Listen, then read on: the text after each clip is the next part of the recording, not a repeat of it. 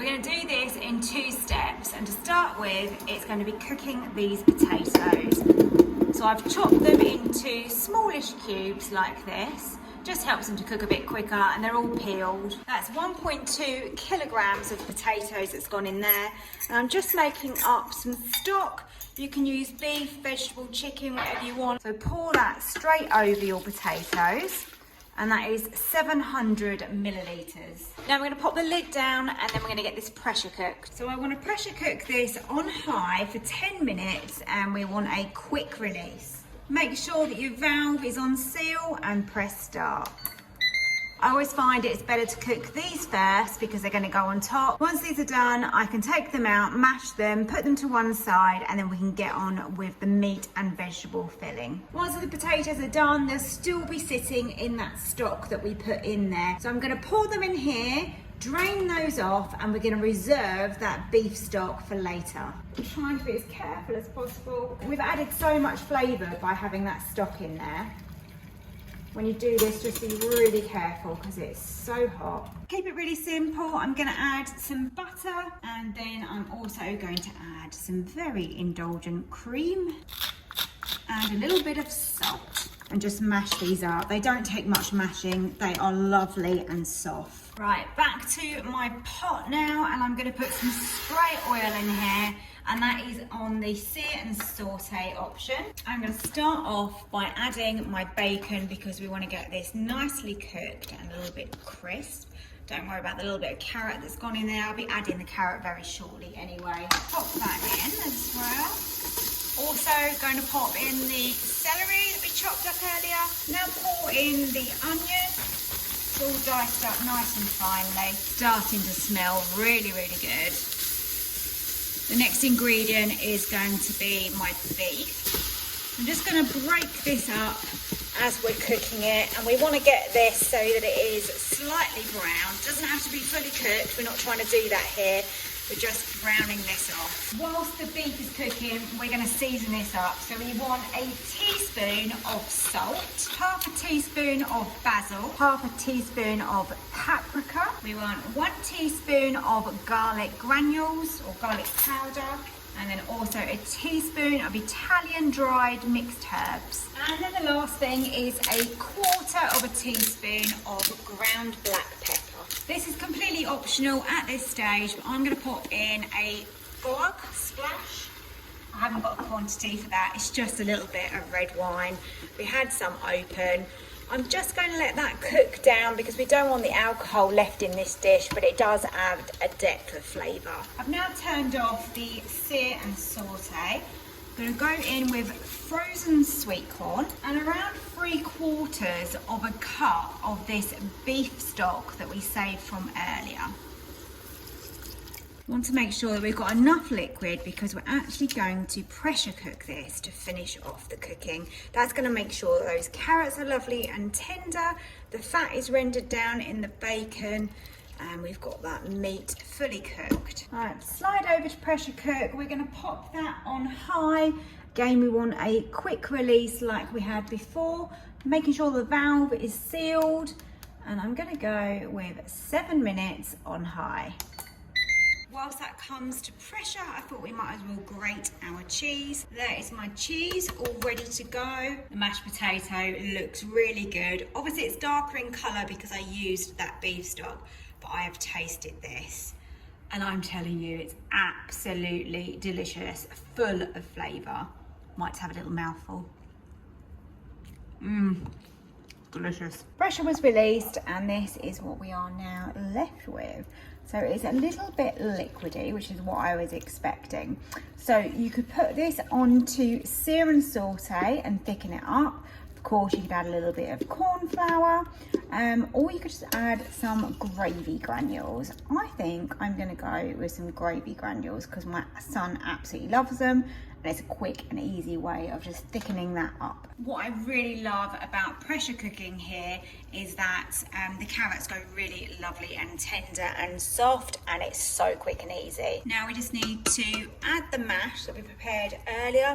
I'm going to just add it in little dollops as I go round, and that way I think it's going to be easier to then spread it out on top. Seemed like so many potatoes, didn't it? But this is literally only just going to really cover this. So if you like a thicker layer of potatoes and you've got a lot of people eating this, then to be honest, I'd probably double that up. Add our cheese over the top. I've had this on bake for nearly 15 minutes and look how beautifully crispy and yummy that top looks. Let's dive right in and serve up a portion of this gorgeous cottage pie. The first thing I'm going to do is weigh out my softened butter. So this is room temperature. So let's get that in to start. So that's 115 grams of butter. I want the same amount of caster sugar in there. I like to use my food processor here. Just makes light work of it. I'm just going to mix that together, and we want to get that combined. Often this is called creaming, and you are literally making a nice creamy sugar and butter. So that's creaming together really nicely now.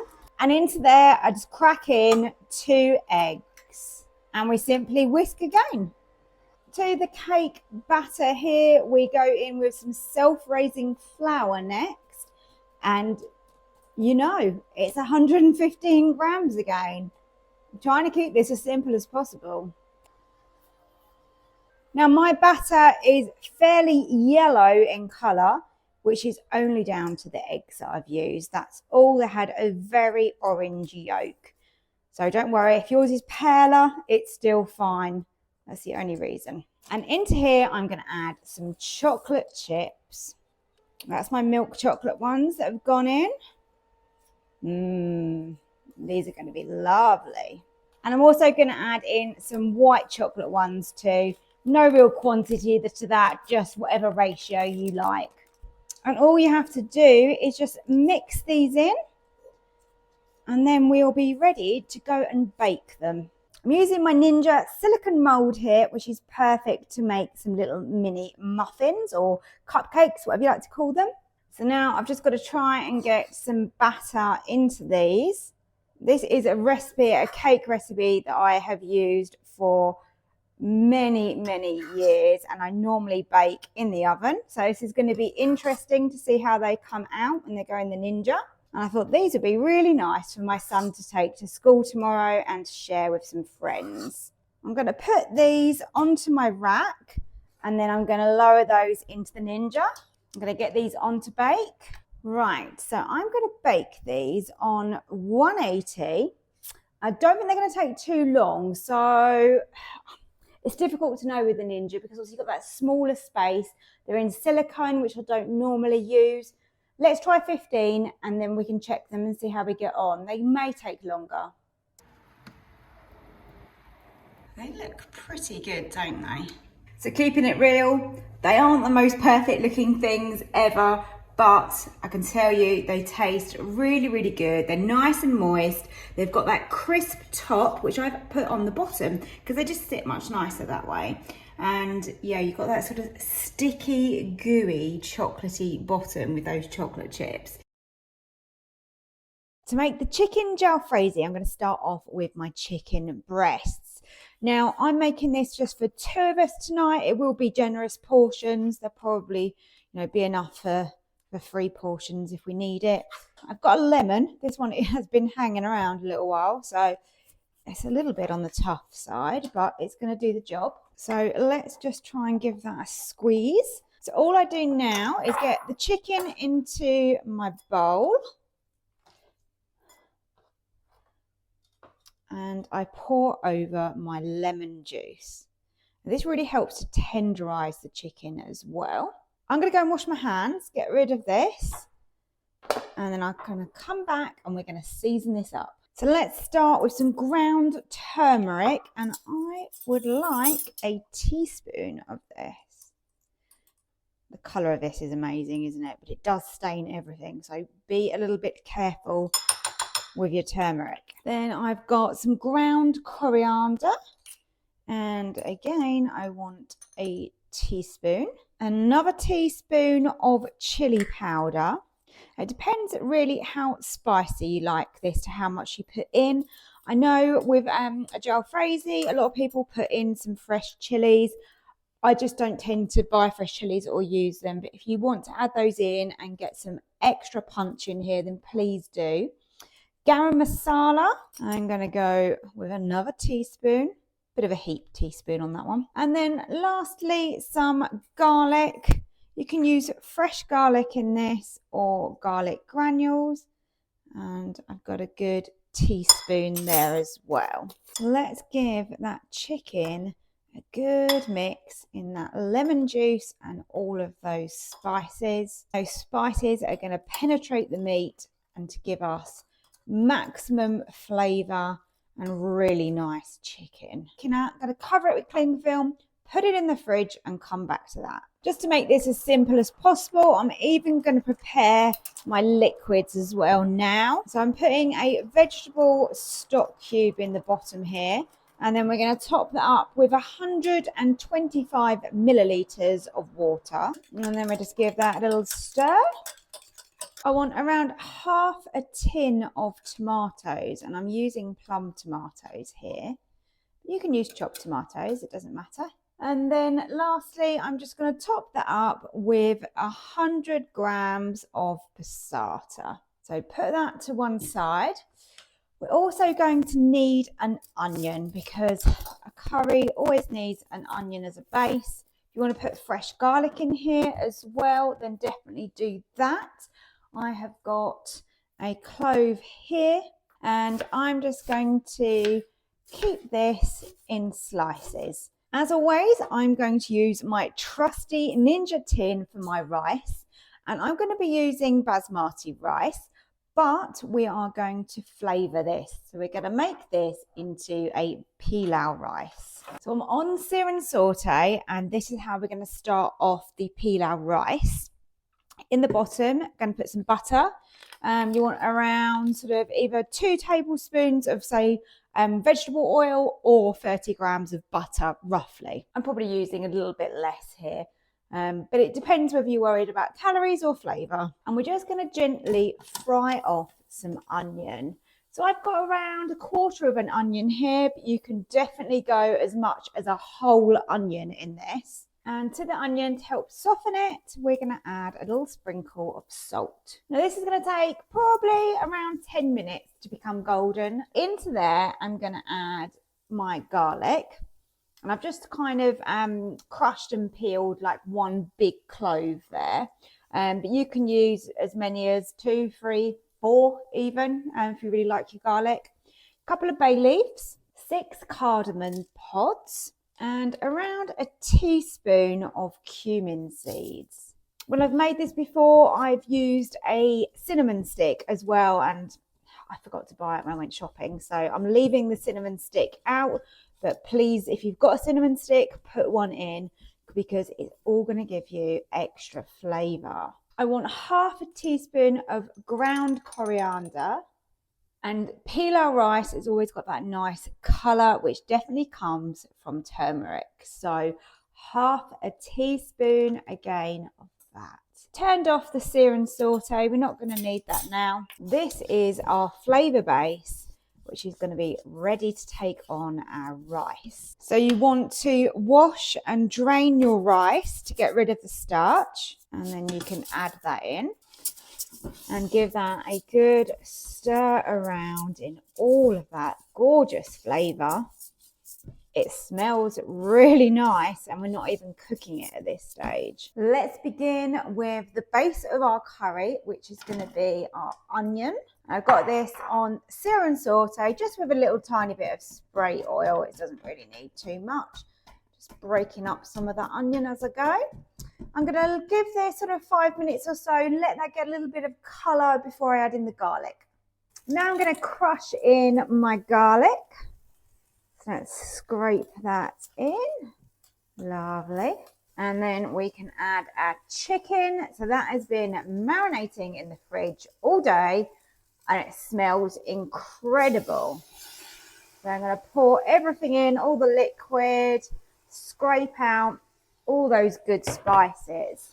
Let's get that fried off with the onions. Let's go in with our sauce ingredients, which is what we measured out earlier. So we've got water.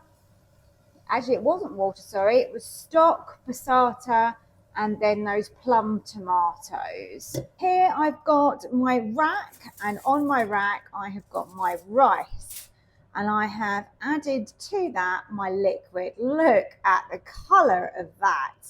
I don't even think on camera that it looks as vibrant as it is. It smells really gorgeous. So make sure you've got that covered with your foil.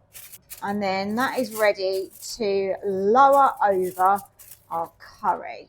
I'm sure you know this already, but if you are new here, then you've got your pressure valve up the top here. You've got vent and you've got seal. So to come to pressure, we need to have that on seal. So make sure you've done that. Flip over to pressure cook, and I'm going to do this exactly the same way as I did my other curry because it worked so well like this. So we're going to go with high, and we want a natural release. That's the key thing here. 0 minutes, which seems crazy, doesn't it? So it's all about the building up to pressure that is cooking it, and then that long natural release is cooking it as well. And that way we get the most tender, perfect curry and gorgeous, soft, fluffy rice. Here we go. Oh, look at that. I'm just going to grab my tea cloth and hold that. Oh, yes. Here is our lovely, delicious curry.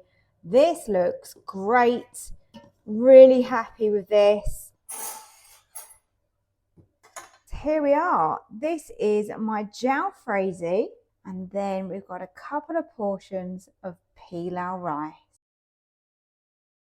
This recipe is great because it's nice and quick and easy, which is exactly what I need tonight. Let's get this onto sear and saute, and that is basically how we're going to cook this.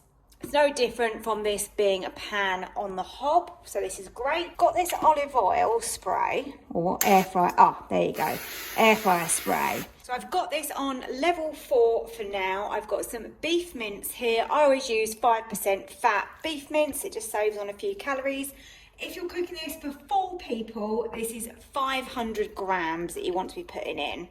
I'll leave everything in the description as I normally do. So we just want to try and get a little bit of colour on this. We don't need to have it fully cooked. We've got more ingredients to go in. So now we want to season this beef up. So I'm using smoked paprika. I love smoked paprika. Also got some garlic powder or garlic granules. Use whichever one you prefer, or whatever you've got in the cupboard. And some oregano and some salt and pepper in here as well. Give that a stir, just mix in all of that lovely flavour so that runs through the beef evenly. And we're starting to get a little bit of colour on there. Oh, it smells great because that paprika is now coming through from the warmth in here. So just keep going with this until it is browned off nicely. Great, that has browned off nicely. We haven't got any raw bits showing, which is what we wanted. You can now add in some onion or shallots, whatever you're using. I've just used a frozen bag actually out of the freezer that's already diced. It's diced nice and fine, and I tend to find my son doesn't mind it and won't notice that it's in there, more importantly, because he's a little bit fussy with his food. So a little bit of onion goes in. And that will just cook down. Now, if I'm making this and my son's not eating it, I'd normally put some diced red pepper in here now. But I'm actually going to not do that today, and I'm going to add some frozen peas in a little bit later because he enjoys that. So this is when recipes can be really versatile. Don't just go with what you see and feel you have to use that. If it's something you don't enjoy, then just don't add it in. Now we're going to add in some tomato puree and also some red pesto. This is a sun-dried tomato version and it is absolutely delicious. It does call for quite a lot of that, but it's worth it. Now in with the garlic. So I'm just crushing some fresh garlic, but you can use a garlic puree if you prefer. Just literally literally give that a minute because we don't want to burn that garlic that we've put in. I've turned the temperature down, by the way. So this on the sear and saute, I'm on level 3 right now. And yeah, that seems absolutely fine. We're not getting any burnt bits. It's not sticking to the bottom too much. Oh, it smells absolutely delicious. Next, we're going to add in some passata. So, if you don't know what that is, it's basically just sieved tomatoes, so you get no lumps or pips or bits. And also to that, a stock cube or stock pot. So in that goes. And then you can pop in some cream. Single cream works well here. You can use a light version. Alpro do a dairy-free version if you need it. So there's a few different options there. So let's stir this all together now. So that's just brought that temperature right down because we've got those cooler ingredients going in. Oh my goodness, look how creamy and delicious this looks. So we just want to cook this until this sauce has reduced enough. It's pretty thick anyway, to be fair, so it won't take very long. I think at this stage I'm going to pop in my frozen peas. Just give them a stir in. They don't really need any cooking time particularly. They will just defrost in there. Our next ingredient is going to be some cooked rice. That's really starting to thicken up. I'm going to pour in my microwave rice. And now just break that up because it's been in that packet, so it sort of does stick together a little bit. I'm sure everybody finds that the same. Oh, look at that. That rice is going to really absorb as well some of that sauce that's in there. Oh my goodness, it smells so good. I can't wait to eat this. Yummy. This is a great family dinner, and I think if you can just adjust it to what your family likes, then this is a winner. So I'm just leveling off the top, and I've turned off the sear and saute for now because everything in here is cooked. I'm going to add a sprinkling of cheese, whatever cheese that you like. So I've got a mixture of cheddar and mozzarella here. And that is going to be beautiful on top of that rice and beef. Okay, so mode is on the right hand side. It's the air fry hob mode, and we want to go to the function of grill. There we go.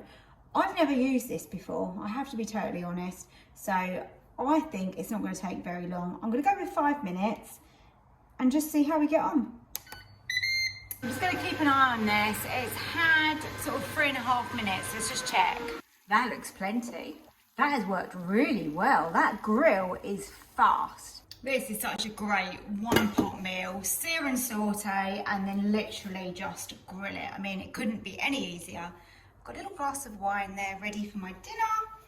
And let's serve up a portion of this. Look at that. I'm making this recipe for 2 people, so I've got 2 large chicken breasts here. I've trimmed those up, but what I want to do is make them all even. You always notice on chicken breasts you've got a thinner end and then a thicker end, and if we can just even that out, it's going to make them cook at the same rate. So I'm just going to put a little bit of parchment, get my rolling pin and give them a bash. Now in this bowl I'm going to crack an egg, so pop that in there. I'm going to beat that egg up, and we're going to use this egg to cover the chicken, and that's going to help to coat the outside. So if you put it into the egg first, and then we'll have our breadcrumbs and it will stick perfectly.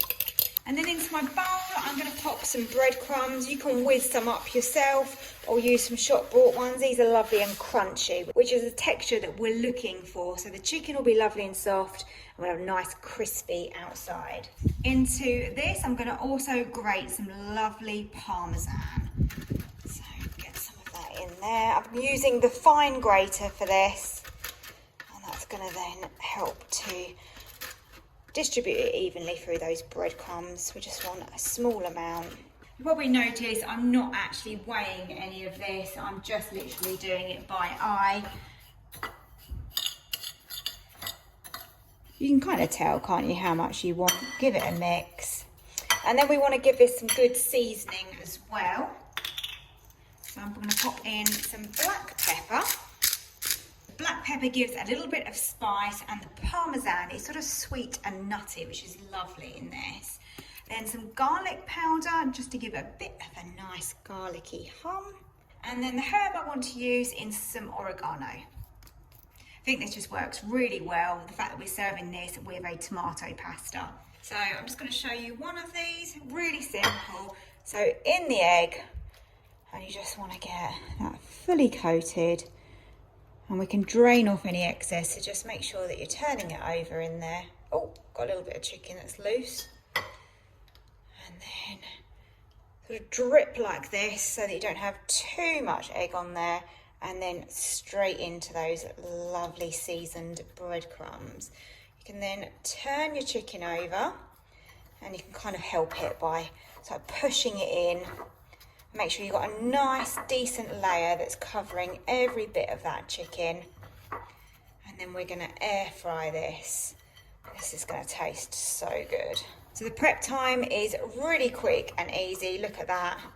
That is all we've got to do, and we have a beautiful chicken breast which has got that breadcrumb on it.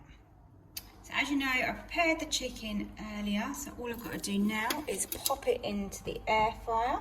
This fits these two pieces perfectly, look at that. I'm going to put a little bit of spray oil onto them as well. It's just going to help crispen them up. I'm going to pop them on air fry at 180 degrees. We're going to go with 20 minutes. I'm going to turn them halfway, but I'll keep an eye on them. I've got my thermometer so I can check the temperature inside. Okay, chicken's looking really good. This is just over the halfway point, so I'm going to attempt to flip it like that. Not doing a very good job of this, am I? Never mind, do what we can. Flip it over, and then you can see that that bottom is not as coloured and hasn't got that golden crust, has it? So a little bit more spray oil on that, and lid down, and we'll carry on cooking. Just bought myself a new thermometer from Amazon, so this is ideal for this. It is done, look at that, 78. Perfect, okay, that's great. Now we're going to top these with some cheddar and mozzarella. You could just do just mozzarella, would be nice, but I've got like a mixture of both, and then we can just continue air frying that until that's all melted. That looks perfect. Now I'm going to serve that up.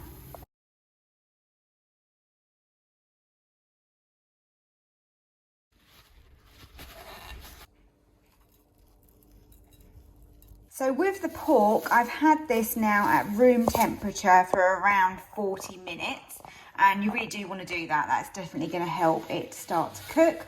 I've also, as you've seen, I've put salt on this, and then I've been drawing out any moisture that is in this pork. So we're just literally getting some kitchen towel and dabbing that. I've done that twice now, because we want to make sure that we get a really good crackling on here. And this is a 1.7 kilogram joint, and it's a shoulder. I've prepared some potatoes ready to roast. Normally I parboil mine and I like to fluff them up. I'm literally just going to put them in like this and just sort of see how they go, because unless you try things, you just don't know, do you? So they go right in the bottom. And on top of those, we're going to add some vegetable stock, and I've got 300 millilitres in here. Then we're going to pop in the rack. You can just jiggle that about to get that to fit, which it does absolutely fine.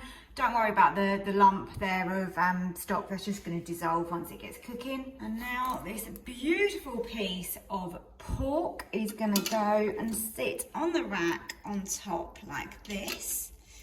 And we need to be able to pop the probe in, because we're going to use the probe for this, just to make sure that we can get this cooked perfectly.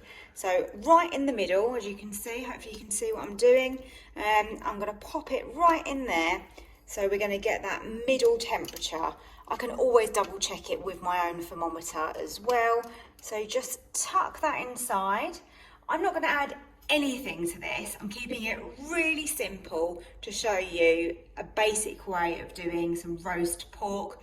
However, if you want to add things to it, please go ahead. I've washed my hands, so now we can put the lid down. Just make sure that probe's going inside nicely, which it is. You can see already that the probe setting is coming up there and showing on the screen. But we want to move this over to the combi steam section. And we're actually going to steam roast this pork. There you go. Okay, so we've got either manual here and you do your target temperature, or you can do preset and you can choose your meat. So I'm gonna go with pork. Okay, so you just use these little arrows here. So you've got either well done, medium well, or just medium.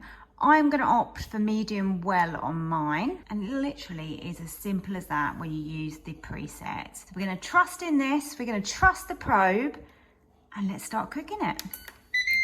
Because we're steam roasting, it's going to steam to start with, which is going to tenderize those potatoes, which is why we didn't need to parboil them. And once it gets up to steam, it will then obviously continue cooking and actually roast that piece of meat. And that's when we're going to get the beautiful crackling. That took just under 9 minutes for the pressure to build. So now we've got, as you can see here, a target temperature. And then we've got the actual probe temperature that it's at right now. So we're at the half-hour mark, which included coming to pressure. And as you can see here, we're gradually going up 16 to 17 temperature at the moment. It's actually taken a lot longer than I thought it would, but it is a massive piece of pork, to be fair.